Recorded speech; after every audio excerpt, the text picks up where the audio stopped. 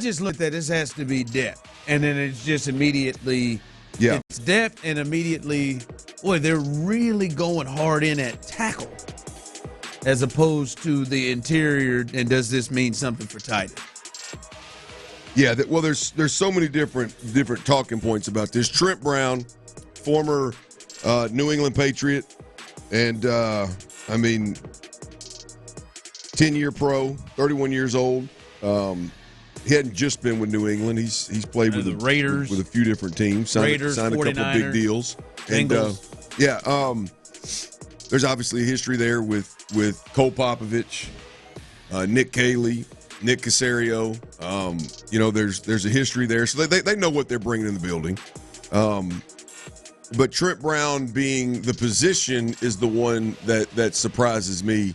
Again, the way the Texans are going about fixing their offensive line problems, fixing their pass protection problems, is an interesting path to me. I think they've made bigger splashes both in trading Laramie Tunsil as well as who they've signed and who they've brought into that offensive line room in the form of tackles, not guards. I think it's been splashier, higher ceiling guys, more pelts on the wall type of guys at the tackle position, which is interesting to me.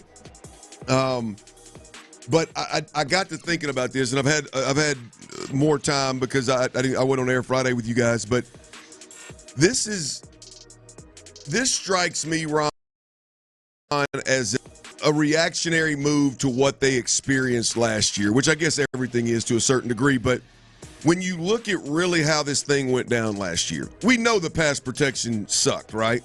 Right. But if you look at it, the fact that there were so many guys that were so quickly thrust into situations where they were playing out of position, right? Titus Howard, once again, that's the elephant in the room because he was making so much money to be a right tackle, and he ends up playing guard again, right? Nick Broker, a depth player that wasn't even in your two deep to start with, but he's an interior offensive lineman, ends up one injury away from having to play right tackle as the season moved along. They end up, because of injury, having to play second-round pick Blake Fisher, right? Juice Scruggs, literally, now he got injured as well, but Juice Scruggs literally played all three interior positions, right? Jarrett Patterson at one time when Kenyon Green got hurt, had to go in and play guard, right? Before he ended up playing center and then getting hurt after that. So to me, this is the moves that they've made signify a couple of things. The Texans have made several moves on the offensive line, and I think they signify several things. Number one, I think they had to improve their depth. And there's no doubt about it. There is better depth across the board on the current Texans offensive line than at any point last year. Like, I don't think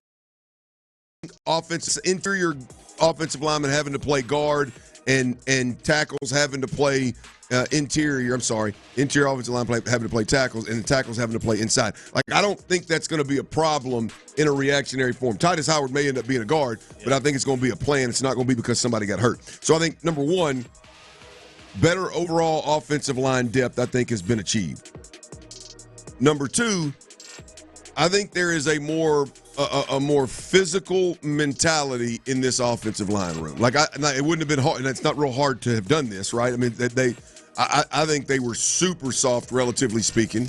But I think the physical mentality is closer to what DeMeco Ryans, a defensive-minded head coach, the Swarm head coach, actually wants. If you look at like what Ed Ingram brings to the table, struggled in pass protection, but is appears to be an absolute beast in the run game, right? You look at the Laken Tomlinson kid, same thing. You look at Cam Robinson, there's some weaknesses there, but is a more physical. There's some dog in there. You look at Trent Brown, again, there's some dog in there. It seems like there's guys that are going to be on a day-to-day basis. There's going to be a little bit more of a physical mentality, Ron. And then number three for me is I think there's an identity. It looks like there's an identity more so to this team, which is going to be a downhill run team instead of, hey, Trent Brown, we're going to toss this thing your direction. Can you get 360 pounds or whatever it is? Can you pull out there and stretch to the sideline?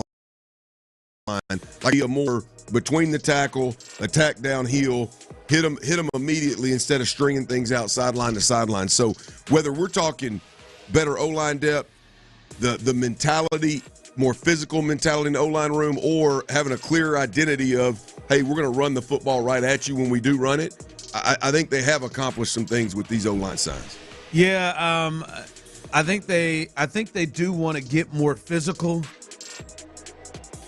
And that's why, to me, I just wonder when you say to yourself, all right, I know we traded Laramie Tunsil, but since trading Laramie Tunsil, we've added Trent Brown, who you just spoke of, Cam Robinson, who, listen, of all the guys they brought in, he's coming in getting like a little over 12 guaranteed, up to 14 on a one-year deal. I'd imagine he is starting. Yep, absolutely. At left tackle. But you bring him in, and now that gives you four guys that I think for a lot of teams, or maybe not a lot, but many teams would be looked at as starters, not necessarily like Charlie Heck is a swing tackle, like straight up looked up at it as that. I think these are four guys in Fisher, Howard, Robinson, and Brown that could be looked at as guys that would be starter caliber, like more than just swing tackles.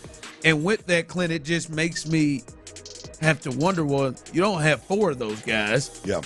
Does this mean, is this signaling to us that is not viewed as a tackle, but viewed as a guard? And that's the part for me that I look at this, and you looked at this Trent Brown move, and maybe it's just depth, and maybe it'll be like Marcus Cannon, who they brought in and had some history with, but didn't ultimately, remain with the team long term. Who knows? But that just sent me to the thought of, was this a signal to us and everybody that Titus Howard is in the fold as a guard? Could be, but I hope not. Could be, but I hope not. I hope this is a play of, we're going to have plenty of tackles. We're going to keep one on the shelf.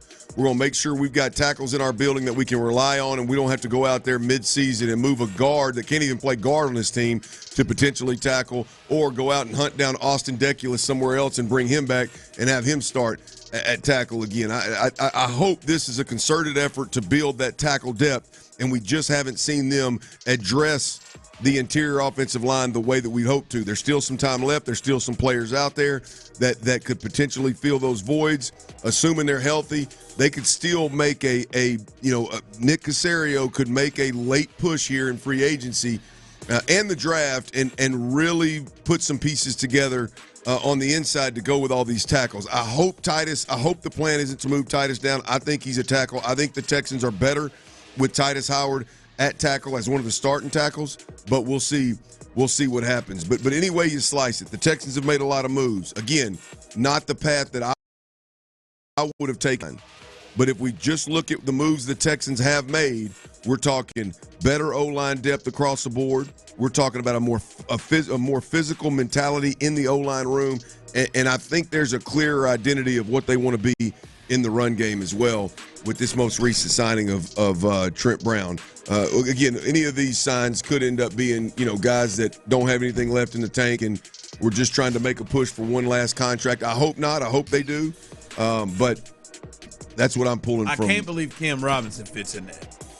Yeah, well, you're right. I mean, 14. If this is a guy who can go out there and get $12 to $14 million, I mean, this guy's still got tread on the tires. He can still play. I mean, he's got to be. At some point in time, you hope they're pretty confident in a couple of these tackles that they're going to be here and they're going to play at a high level. They're not too old. They're not out of shape. They're not.